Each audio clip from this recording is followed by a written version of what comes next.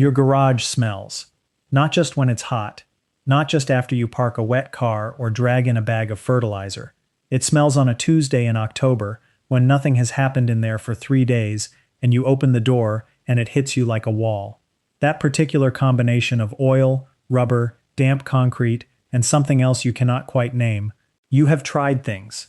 The plug-in air fresheners that lasted 2 weeks before they went waxy and useless. The baking soda boxes lined up along the wall like little white soldiers that accomplished nothing. The charcoal bags someone on a home improvement forum swore by. The industrial fan you ran for a weekend that moved the smell around without removing it. The garage is still a garage, and it still smells like one. Meanwhile, in Japan, the enclosed wooden storage spaces attached to working homes, spaces used for tools, bicycles, garden equipment, motor oil, everything, do not smell. The people who use them daily do not think of smell as a feature of storage. They solved this problem so completely and so long ago that it stopped being a problem worth mentioning. What they use is not a product. It is not a spray or a filter or a device that needs replacing every 6 months. It is a way of understanding where garage smell actually comes from and then removing the source. Once you understand it, the fix is almost embarrassingly simple. But before we get there, we need to talk about what you have been doing wrong, because almost everything the Western home improvement market sells you for garage odor is solving the wrong problem entirely. Before we go on, let us know in the comments where you're watching from. We love seeing how far this story travels. And if you're loving it so far, join the family by hitting subscribe, because tomorrow we've got something special lined up just for you. Garage smell has a source, usually several sources, layered on top of each other, and none of the products designed to treat it are aimed at the source. They are aimed at your nose. A plug-in air freshener does not remove the compounds creating the odor. It adds a competing fragrance and bets that your brain will stop noticing the garage beneath it. A charcoal bag absorbs some volatile organic compounds from the air, but leaves the surface producing them completely untouched. A fan dilutes the concentration of odor in the air temporarily. When the fan stops, the garage restores itself to equilibrium within a few hours because the thing generating the smell is still there, still generating it. You are not solving the problem. You are managing your awareness of it. And that is an expensive, exhausting, permanent second job. Here is where garage smell actually comes from. Concrete is porous. Every drop of oil, every chemical, every trace of exhaust that has ever landed on your garage floor has been absorbed into that concrete and is slowly releasing back into the air. The concrete is not just stained, it is a reservoir. Every warm day accelerates the release. Every closed door traps it. The second source is moisture. Concrete also pulls humidity up from the ground beneath it, a process called capillary action that never stops. That moisture sits on the surface, gets trapped under stored items, works into cardboard boxes and wooden shelves, and the bottom of anything sitting directly on the floor. Mold and mildew follow moisture the way traffic follows a highway. The musty component of that garage smell, the one underneath the oil smell, is almost always biological. Something is growing in there. The third source is whatever you are storing. Gasoline degrades.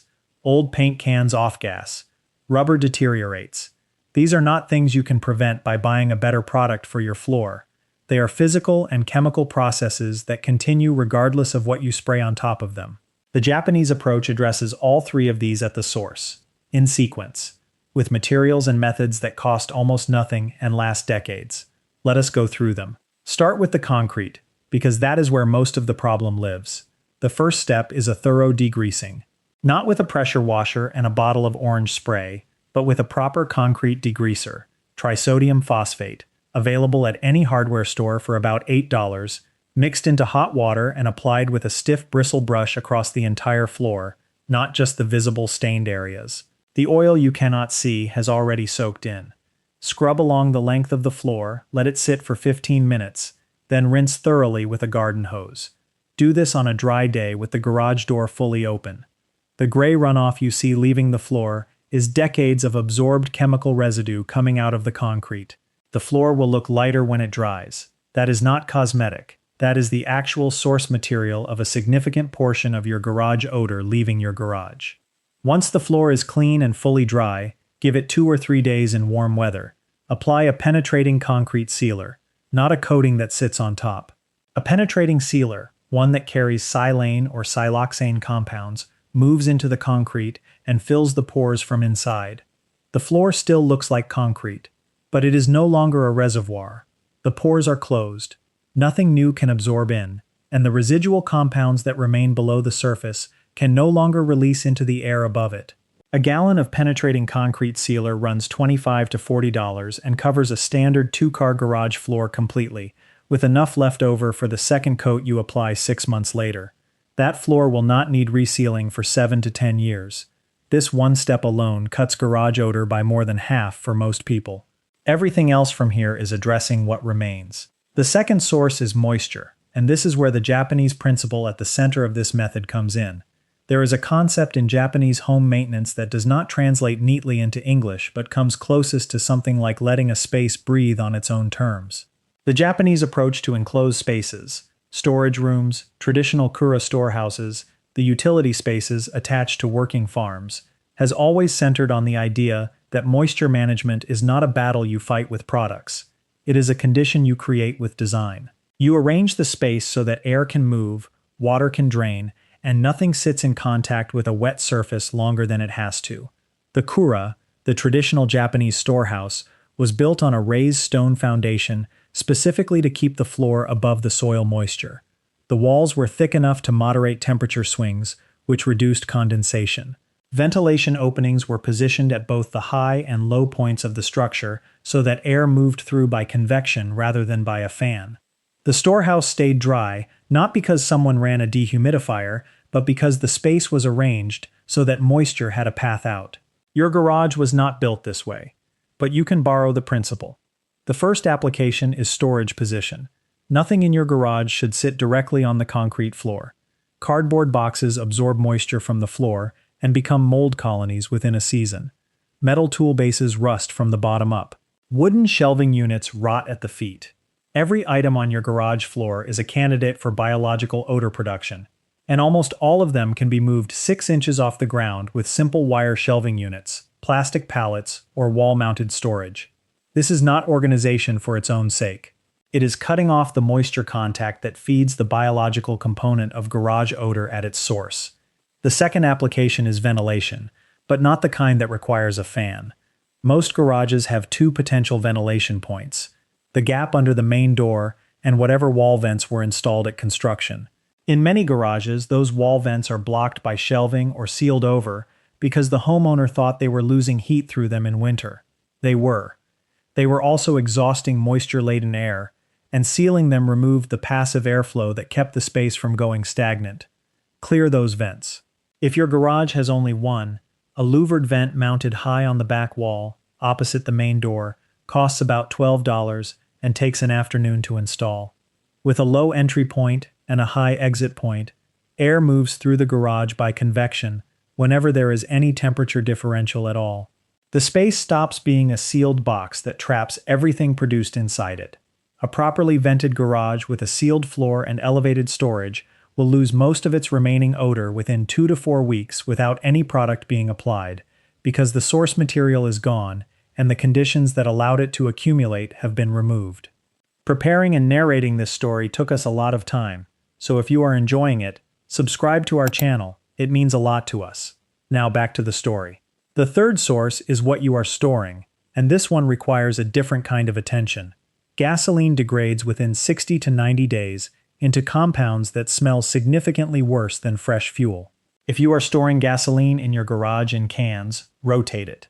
Use it in the mower, refill the can with fresh fuel, repeat.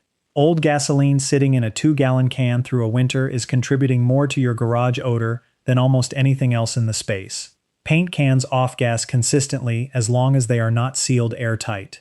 Go through your paint shelf and do 2 things. First, transfer any paint you are actually keeping into smaller containers, so the can is full to the lid, with no airspace. A half-empty paint can off-gases from a large surface area of exposed paint. A full, sealed container off-gases from almost nothing. Second, dispose of any paint you have not opened in 2 years. You are not going to use it. It is sitting in your garage producing fumes for no reason. Rubber items, old tires, rubber-handled tools, garden hose coils, off-gas as they age and particularly as they get warm. There is no treatment for this. If you are storing tires in your garage, a wall-mounted tire rack keeps them away from the floor moisture and reduces the surface area in contact with warm air, which slows the off-gassing somewhat. Old rubber that is no longer being used should leave the garage. This kind of deliberate editing of stored material is a direct expression of the same principle behind the Japanese storage philosophy. A space that holds only what is currently in use does not accumulate the chemical residue of years of disuse. The smell of an old garage is partly the smell of things that should have left years ago still sitting in there, slowly releasing everything they contain into a space you have to open a door and walk into. There is one more piece of this that is worth doing while you are out there, because it is the one most people never think about until the damage is already done.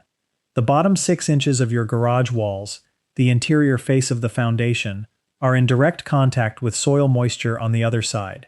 If you look closely at the paint or drywall in that zone, you will almost always find either a tide line of old moisture damage or active efflorescence, the white crystalline salt deposits that appear when water is moving through masonry. That zone is a continuous moisture source feeding directly into the interior air of your garage.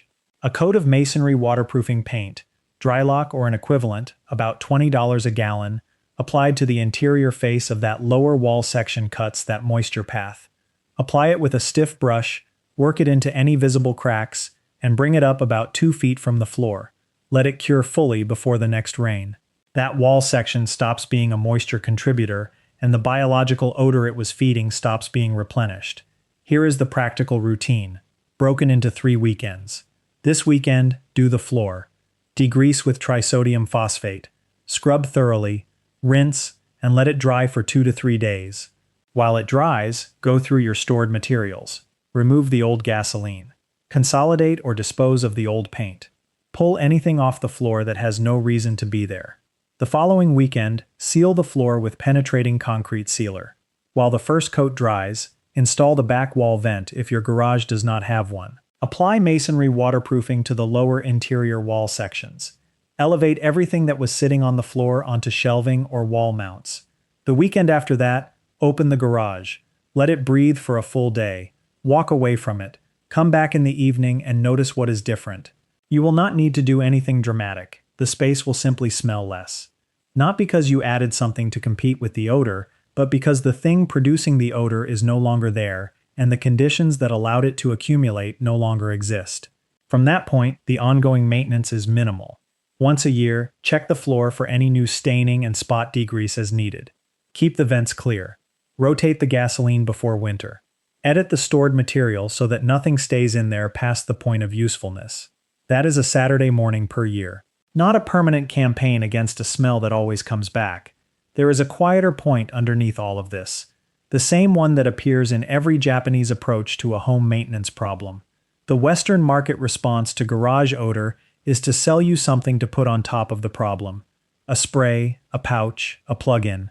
These products exist because the problem keeps coming back, and a problem that keeps coming back keeps generating sales.